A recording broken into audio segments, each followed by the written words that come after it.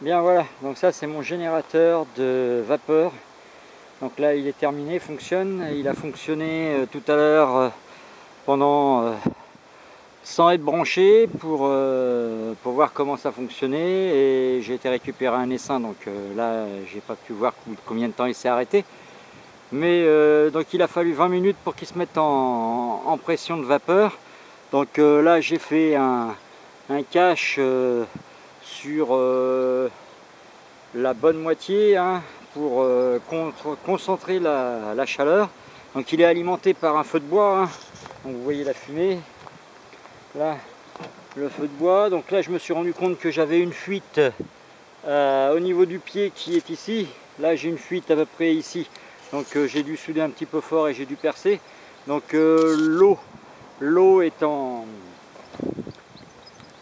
en phase de chauffe, donc je me retrouve avec un niveau d'eau qui est à peu près par rapport à la tige métallique qui est à peu près comme ça.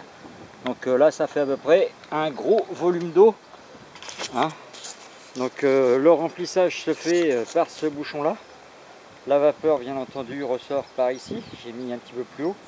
J'ai mis un robinet d'arrêt ici, mais en fin de compte je me suis rendu compte qu'il ne me servait à rien parce que sinon je vais me retrouver en pression de la folie le temps que j'enlève les cadres. Donc là j'ai pris du tuyau renforcé gros débit. J'en ai eu pour 14 et 15, ça fait 29 euros. 29 euros plus 8,50 € de vanne, mais bon si on prend un embout femelle c'est le même prix. Donc allez, pour 35 euros, 35 euros plus les charnières, allez pour allez disons pour 45 euros, 45 euros vous avez un fondeur de cire à peu près de 24 cadres là, 24 cadres à l'intérieur. Voilà, donc là on a la rampe à l'intérieur, vous voyez, je sais pas si on la voit bien, là on a la rampe au fond par où va arriver la vapeur. Voilà, donc là j'ai mis du tuyau d'arrosage pour assurer à peu près l'étanchéité. Donc là on s'en fout, hein, ça n'a pas besoin d'être étanche à 100%, il faut quand même que la dépression de la vapeur se fasse. Donc il y a des sorties de vapeur qui vont se faire. Voilà. Tout à l'heure il a fallu à peu près 20 minutes pour que ça se mette en pression de chauffe. Là il a déjà chauffé, donc il va peut-être, j'ai rempli, il va peut-être aller un petit peu moins fort. Un petit peu plus vite je veux dire, voilà. Donc surtout je ne l'ai pas mis à l'horizontale, là je l'ai mis légèrement en biais pour avoir de la pression et pour mettre beaucoup plus d'eau. Voilà, je compte à peu près une bonne heure de travail avec ça et pouvoir vraiment fondre des cadres de cire. Donc on va voir tout à l'heure. J'ai fait un trou juste en dessous là-bas pour pouvoir récupérer la cire fondue. Et là j'ai remis une plaque de tôle simple pour pouvoir boucher en laissant le joint. De l'autre côté, j'ai laissé l'endroit où il y avait la sonde et puis la résistance, ça n'a aucune importance. Au contraire, ça limite le volume à l'intérieur et ça donne plus de pression à la vapeur. Voilà. Dès que ça se met à fonctionner, je fais la suite de vidéos. Donc là, il est 2h35, 14h35, ça fait à peu près 8 minutes que c'est en chauffe. Donc on verra la suite dès que ça va se mettre à fonctionner. Voilà.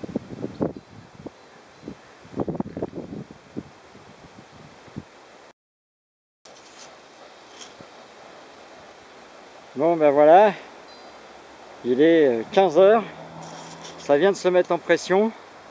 Donc je viens de remarquer qu'il ne faut pas trop le remplir de trop parce que sinon l'eau en bouillant elle remonte dans le tuyau, et ici comme il y a un coude ça glougloute, donc vaut mieux qu'il n'y ait pas trop d'eau, même à la limite de refaire le plein.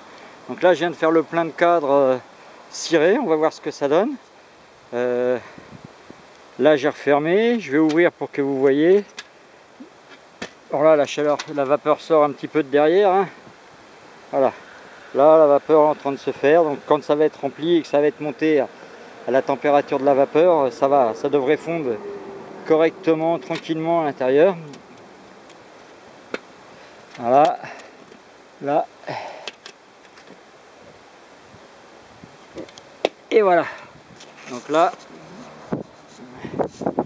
vous voyez, il y a de l'eau qui coule, mais ça vient d'ici. Il y a de l'eau qui se formait, qui s'est fait ici parce que c'était trop. Il y a eu trop d'eau dedans, donc le prochain coup j'en mettrai beaucoup moins. Voilà, donc là j'ai mis un bac, l'eau qui va descendre par condensation, ça va me permettre de récupérer par rapport à la cire. Le trou il est là, dessous, là. Donc là vous voyez le petit trou pour que la cire elle coule. Donc pour l'instant c'est de la vapeur, c'est de l'eau, hein, mais moi je préfère qu'il y ait de l'eau et puis que ça va me faire surnager la cire dessus. Mais bon, après quand ça va être à température, ça va se bloquer. Voilà, donc bon là j'ai un trou là, c'est ce qui me permet de voir que la vapeur est pas en pression. Donc là il va falloir que je remédie au problème, et j'en ai un autre petit trou en haut, là-haut. Donc là c'est pareil, c'est une soudure qui est pas bonne, il va falloir que je la refasse, je vais ressouder dessus, ça va le faire. Voilà, une fois qu'il va être en pression, ça va fonctionner tranquille. Voilà, mais là bon apparemment ça fonctionne. Voilà, là vous voyez déjà avec le petit trou, c'est la pression elle se fait bien comme il faut. Voilà, et là j'ai chargé en bois, donc vous voyez, ça concentre bien la chaleur. Voilà, donc maintenant on va voir combien de temps ça va mettre pour fondre. Mais bon, moi je m'en fous, l'important c'est que la vapeur elle passe directement dans un à l'autre, et puis que ça fonctionne. Bon, ce qu'il y a, c'est qu'il va falloir que j'isole ça avec de la laine de verre, parce que j'ai peur à la condensation dans les tuyaux. Voilà, donc quand ça sera isolé, laine de verre et puis carton autour avec des riselants ou du fil de fer, ça devrait le faire. Voilà, suite au prochain.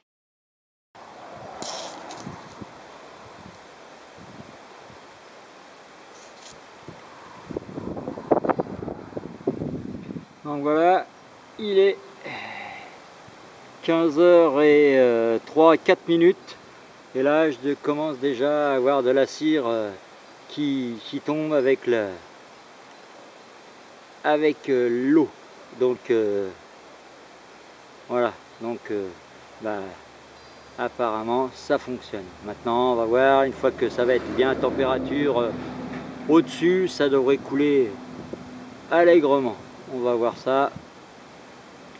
Voilà. L'eau, j'ai pas regardé la température, mais elle doit pas être froide.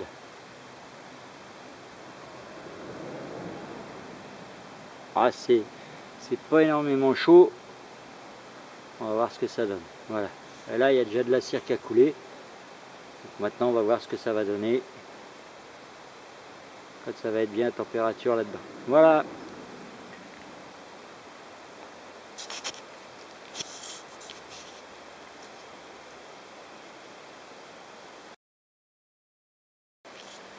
Bon bah voilà, ça y est, hein, ça fait à peu près maintenant 10 minutes que c'est en chauffe à fond, et là la cire est en train de couler. Donc là j'ai pas mis de filtre, hein, donc ça coule comme ça, mais bon, je vais améliorer avec un filtre et un système pour éviter les petites saloperies. Voilà, donc et ça coule fort, hein, là ça coule, hein. La température est atteinte dans le réceptacle. Là j'ai pas mis de filtre, hein, donc on a les merdes qui tombent aussi en même temps, hein. Si j'avais mis un filtre ça serait peut-être mieux, mais bon, chaque chose en son temps. On va améliorer ça au coup par coup. Là ça coule bien comme il faut, la cire, et j'ai pas de... La cire devrait pas être vilaine. Voilà, donc quelque chose de pas mal. Là on a la vapeur qui sort complètement, là ça sort bien. Donc là, je dis pas la température du bac, hein. Et là, ça coule, tranquillos, hein. Voilà, débit de cire, hein. 10 minutes de temps, c'est plein débit, hein. Voilà. Donc moi je suis entièrement satisfait, hein. Donc prix de revient à peu près une 50aine d'euros, et j'ai un fondeur à cire qui est top, quoi. Voilà. Maintenant chacun fait comme il veut, moi ça me convient tout à fait. Voilà. Et je mets à peu près 25 cadres à cirer. Donc pour les opercules, bah, ça va aller très très vite. Et voilà. Donc nickel. Voilà. Et ben j'espère que ça vous a plu. Les photos sont explicatives sur le forum, hein, Abeille Apiculture. Et puis bah, je mettrai aussi sur mon blog. Voilà, pour les renseignements. Bah, un petit mail, ça serait très bien. Merci.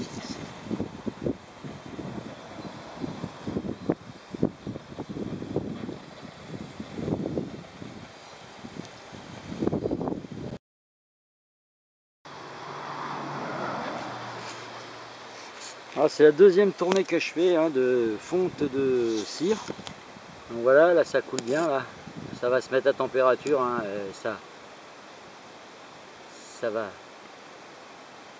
couler gentiment, ça va tomber.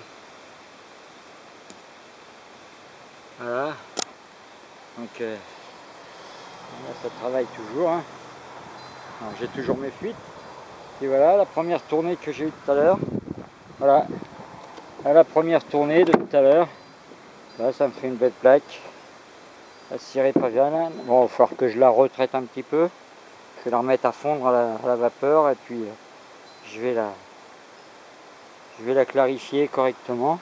Et puis bah, les brèches là-bas. Donc là il y a encore de la cire, hein, donc je vais essayer de trouver un tamis, les poser dedans et la foutre sous la vapeur pour récupérer le reste de vapeur qu'il y a. Mais bon, les cadres sont nickel, quoi. Voilà. Donc on va mettre tout ça en place. Voilà.